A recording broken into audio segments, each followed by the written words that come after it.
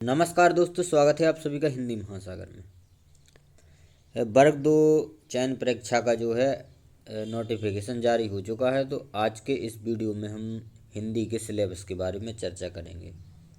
हिंदी का जो सिलेबस है वो जैसा कि वर्ग 1 का रखा गया था उसी के अनुरूप 20 यूनिट में बांटा गया है। तो आइए देख लेते हैं जो महत्वपूर्ण जानकारियाँ नोटिफिकेशन में हैं और हिंदी के सिलेबस को। आवेदन भरने की प्रारंभिक तिथि 28/1/2025 है और अंतिम तिथि है 11/2/2025। तो 28 तारीख से फॉर्म भरना शुरू हो जाएंगे, जिसमें जो अनारक्षित वर्ग के विद्यार्थी उनको 500 रुपये फीस लगेगी और जो मध्य प्रदेश के मूल निवासी जो हैं अनुसूचित जाति, अनुसूचित जनजाति, अन्य पिछड़ा वर्ग, EWS, दिव्यांग, इन सभी को जो आरक्षित वर्ग के उनको 250 रुपये शुल्क लगेगी।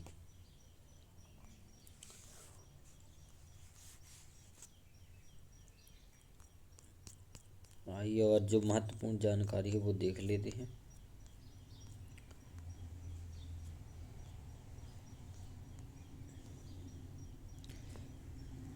पदों की बात करें तो हिंदी के लिए जो पद हैं वो अतिथियों के लिए हैं 245 पद, जिसमें से भी 87-13% भी लागू रहेगा। इसमें 245 में से जो अनारक्षित UR के लिए ओपन पद हैं वो 31 हैं और महिला के लिए 30 हैं। EWS के लिए ओपन 11 हैं, महिला के लिए 11 हैं। SC के लिए ओपन 18 हैं, महिला के लिए 18 हैं। ST के लिए 22 हैं ओपन में, 22 महिला के लिए। OBC में 30 हैं ओपन के लिए और 30 हैं महिला के लिए। तो कुल पद हैं ओपन के लिए 112 और महिला के लिए 111। भूतपूर्व सैनिकों के लिए ओपन में 11 पद हैं और महिला के लिए 11 पद हैं। तो ऐसे कुल मिलाकर के 245 पद जो कि अतिथि शिक्षकों के लिए हैं। इसमें से भी 14% और 87% के आधार पर भी इनको बांटा गया है। और जो गैर अतिथि हैं, गैर अतिथियों के लिए हैं 255 पद। मतलब सीधे सीधे 50% आरक्षण अतिथियों को है और 50% महिलाओं को है। गैर अतिथियों में UR के लिए ओपन में 31 पद हैं, महिला के लिए 31 पद हैं। EWS में ओपन के लिए 12 पद हैं, महिला के लिए 11 पद हैं। SC के लिए ओपन में 18 पद हैं, महिला के लिए 18 पद हैं। ST के लिए ओपन में 23 पद हैं, महिला के लिए 23 पद हैं। OBC में 30 पद हैं ओपन के लिए और 30 महिला के लिए हैं। तो कुल मिलाकर 114 पद ओपन में हैं और 113 पद महिला के लिए हैं। भूतपूर्व सैनिकों के लिए भी इसमें आरक्षण है, तो 15 पद जो हैं ओपन के लिए हैं भूतपूर्व सैनिकों में और 13 पद महिला के लिए। सब मिला करके 255 पद हैं गैर अतिथियों के लिए। तो अतिथि और गैर अतिथि को मिला करके 500 पद हो गए। 500 पद ही वर्ग 1 में आए थे, 500 पद वर्ग 2 में। तो काफ़ी अच्छे पद हैं। आइए अब देख लेते हैं जो हिंदी का सिलेबस में क्या क्या पूछा जाएगा परीक्षा में।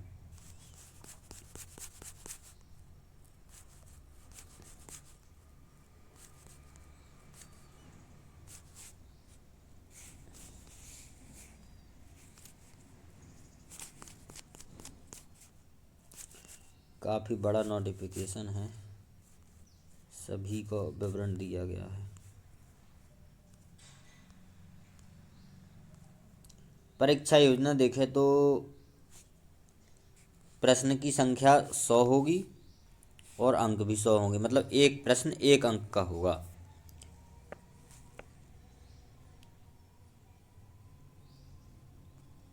और 100 अंक की होगी और परीक्षा की जो अवधि है मतलब समय 2 घंटे का रहेगा। सभी MCQ प्रकार के प्रश्न होंगे, प्रत्येक प्रश्न का 1 अंक होगा। अब आइए देखते हैं हिंदी के सिलेबस को। हिंदी के जो सिलेबस है उसको 20 इकाइयों में बांटा गया है।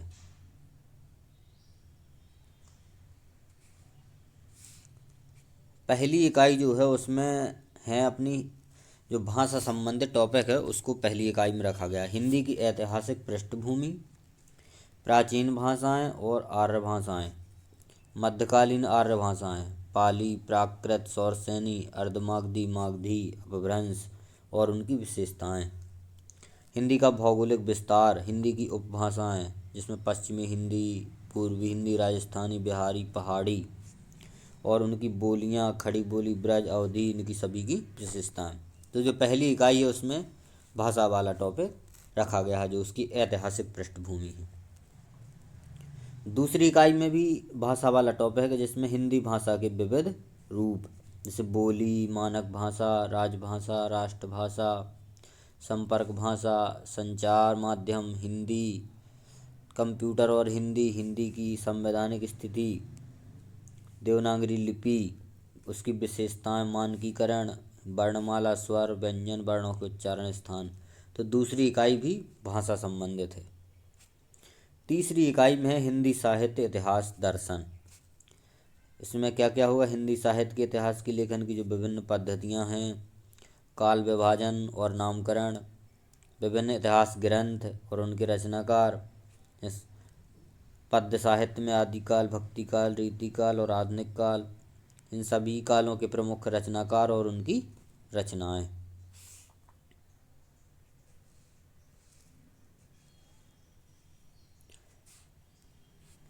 चौथी इकाई में है गद्य की प्रमुख विधाएं, जिसमें कहानी, उपन्यास, नाटक, एकांकी, आलोचना, इनका विकास, प्रवृत्तियाँ, साहित्यकार और उनकी रचनाएं।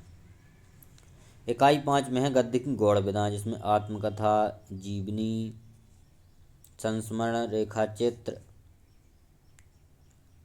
डायरी, यात्रा वृत्तांत और साक्षात्कार। इनका विकास, इनकी प्रमुख प्रवृत्तियाँ और इनके साहित्यकार और रचनाएं। इकाई 6 में है काव्य। तो काव्य की परिभाषा होगी, काव्य के विविध भेद, उनका सामान्य परिचय, रस, छंद। छंद में भी प्रमुख रूप से दोहा, चौपाई, सोरठा, कवित्त, रोला, उल्लाला और सवैया। अलंकार में है अनुप्रास, यमक, उपमा, उत्प्रेक्षा, अन्योक्ति, अतिशयोक्ति, मानवीकरण, पुनरुक्ति, प्रकाश, ये सभी अलंकार हैं। और शब्द शक्तियाँ पढ़ना है, काव्य गुण पढ़ना है, काव्य दोष, बिंब विधान, तो ये सभी चीज़ें काव्य में पढ़ना है। इकाई 7 है। इकाई 7 में शब्द के भेद। शब्द के भेद में संज्ञा से अव्यय तक सभी, लिंग, वचन, कारक, सर्वनाम, क्रिया विशेषण, अव्यय, वर्तनी, शुद्धि, संधि और समास, ये सभी शब्द के भेद इकाई 7 में। इकाई 8 में है शब्द भंडार, जिसमें कि तत्सम, तद्भव, देशज, विदेशज, संकर, जो कि 5 प्रकार के शब्द हैं, ये सभी इनको पढ़ना है। और अर्थ के आधार पर जो शब्द हैं, पर्यायवाची, विलोम, अनेकार्थी, समुच्चारक, भिन्नार्थक, अनेक शब्दों के लिए एक शब्द या वाक्यांश के लिए एक शब्द, ये यूनिट 8 में है। इकाई 9 में है रचना के आधार पर शब्द, जिसमें रूढ़ शब्द होता है, यौगिक और योग रूढ़, ये तीनों प्रकार पढ़ना है। व्याकरणिक आधार पर विकारी और अविकारी शब्द पढ़ने हैं। इनमें उपसर्ग, प्रत्यय, आंचलिक शब्द, वचन, कारक, ये सभी पढ़ना है। इकाई 10 में है वाक्य संरचना, इसमें वाक्य के भेद, रचना के आधार पर, अर्थ के आधार पर। रचना के आधार पर 3 भेद होते हैं, अर्थ के आधार पर 8 भेद, तो इन सभी को पढ़ना है। और वाक्य विश्लेषण, संश्लेषण, रूपांतरण, वाक्य रचना संबंधी अशुद्धियाँ, मुहावरे और लोकोक्तियाँ, ये सभी इकाई 10 में पढ़ना है। 10 इकाई में ये सब हो गया। उसके बाद हैं जो कि रचना डिटेल से पढ़नी है,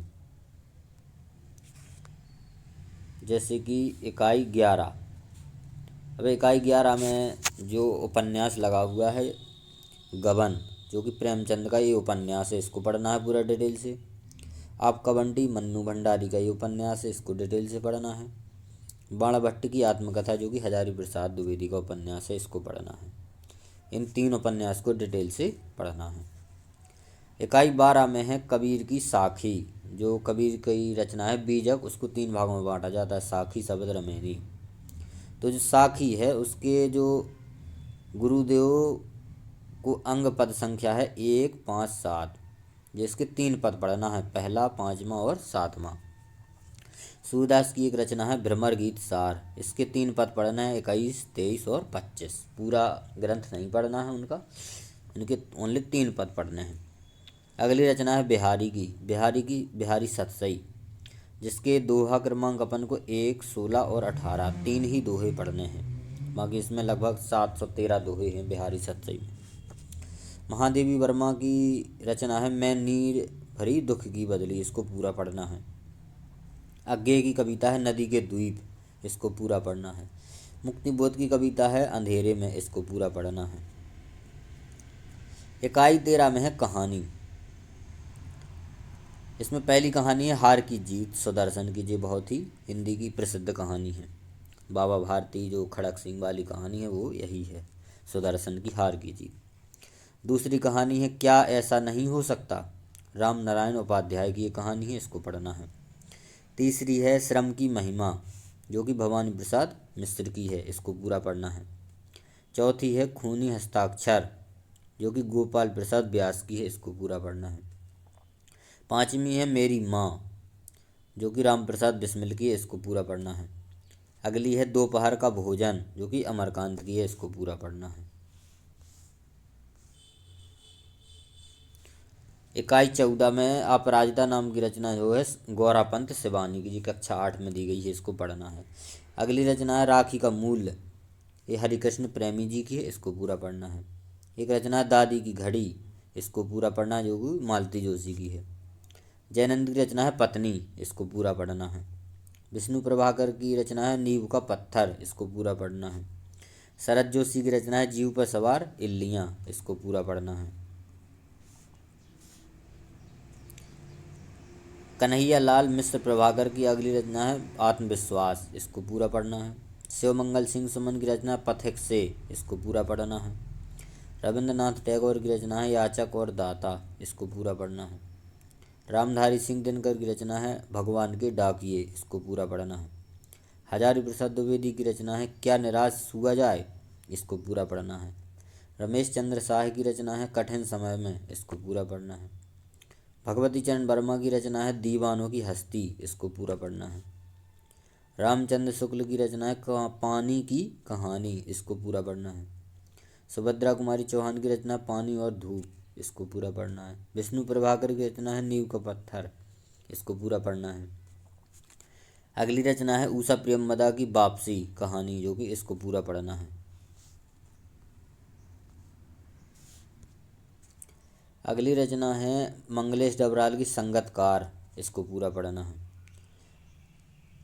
हरिशंकर प्रसाई की रचना है प्रेमचंद के फटे जूते, इसको पढ़ लेना है पूरा। और मेरे बचपन के दिन महादेवी वर्मा की रचना है, इसको पूरा पढ़ना है। प्रेमचंद की रचना है पंच परमेश्वर, इसको पूरा पढ़ना है। श्यामा चरण दुबे की रचना है उपभोक्तावाद की संस्कृति, इसको पूरा पढ़ना है। राहुल सांकृत्यायन की रचना है लिहाजा की ओर, इसको पूरा पढ़ना है। गिरजा कुमार की रचना है छाया मत छूना, इसको पूरा पढ़ना है। ये रचनाएँ 4, 5 इसमें से कक्षा 9 की एनसीईआरटी है जो उसमें मिल जाएंगी। अगला है यूनिट 18, इसमें राम वृक्ष बेनीपुरी की रचना है बाल गोविंद भगत, इसको पूरा पढ़ना है। यशपाल की लखनवी अंदाज, इसको पूरा पढ़ना है। मन्नू भंडारी की रचना है एक कहानी यह भी, इसको पूरा पढ़ना है। स्वयं प्रकाश की रचना है नेताजी का चश्मा, इसको पूरा पढ़ना है। अज्ञेय की रचना है मैं क्यों लिखता हूँ, इसको पूरा पढ़ना है। नागार्जुन की रचना है अकाल और उसके बाद, उसको पढ़ना है। इकाई 19 में भूषण की जो रचना है शिवा वामनी के जो पद है 4, 25 और 26, इन 3 पदों को पढ़ना है। माखनलाल चतुर्वेदी की रचना है कैदी और कोकिला, इसको पढ़ना है, कविता है। सुमित्रानंद की पंत की है ग्रामश्री, इसको पढ़ना है। राजेश जोशी की रचना है बच्चे काम पर जा रहे हैं, इसको पूरा पढ़ना है। सर्वेश्वर दयाल सक्सेना की रचना है मेघ आए, इसको पढ़ना है। जयशंकर प्रसाद की रचना है आत्मकथ्य, इसको पढ़ना है। तो जितनी भी जो रचनाएँ 11 से लेकर 19 तक दी गई हैं, जिनको डिटेल से पढ़ना है, तो ये आप कक्षा 9 से 12 तक की एनसीईआरटी में देखेंगे तो लगभग आपको सभी रचनाएँ मिल जाएंगी। जो रचना नहीं मिलेंगी उसको अलग से पढ़ लेंगे। अगली लास्ट यूनिट है इकाई 20। इकाई 20 में पढ़ना है व्याख्या, बोधगम्यता, व्याकरण एवं निष्कर्ष, क्षमता आदि के आकलन हेतु अपठित बोध। इसमें अपठित गद्यांश, पद्यांश और तथ्यात्मक उसका वर्णनात्मक और साहित्यिक वर्णन। तो ये हो गया हिंदी का सिलेबस कंप्लीट। तो जो डिटेल से रचना है इनको तो पूरा ही पढ़ना है, और जो हिंदी साहित्य का इतिहास है उसको पूरा पढ़ना है। तो ये सभी रचनाएं आपको पढ़ लेनी है। इस चैनल पर भी आपको ज़्यादा से ज़्यादा सिलेबस कंप्लीट करवाया जाएगा, तो चैनल को सब्सक्राइब कर लें। धन्यवाद।